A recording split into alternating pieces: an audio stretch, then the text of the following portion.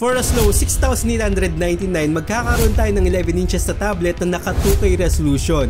At hindi lang yun, meron tayong free stylus at keyboard pa. Yes, posible yan ngayon, naka early bird price tong Itel VistaTab 30 GT na may MediaTek Helio G99. Meron din tong 7,000 mAh capacity ng battery at malaking screen nga na 11 inches na naka 2K resolution. At hindi rin tinipid yung build quality nito dahil naka aluminum yung back panel niya at aluminum din yung frame. At hindi lang yan, meron tong dedicated na SIM card slot na pwedeng pantawag tong tablet na to at kahit saan mo dalhin meron tong connection. Mabilis din yung wifi nito na naka 5 GHz compare sa ibang tablet na naka 2 GHz lang. So kung mag-scroll ka lang sa social media, manood ka ng movie sa Netflix, kayang-kaya tong tablet na to. At kung mahilig ka naman mag-drawing o kaya gusto mong pang work tong tablet na to, kayang-kaya dahil meron nga siyang kasamang free stylus tsaka free keyboard. So kung gusto mo tong mabili, check mo lang yung yellow basket natin. At meron na rin ako full review dun sa channel natin na Poltech TV at magkaya tayo at marami tayong pag-uusapan dun sa review ng Itel VistaTab 30 GT.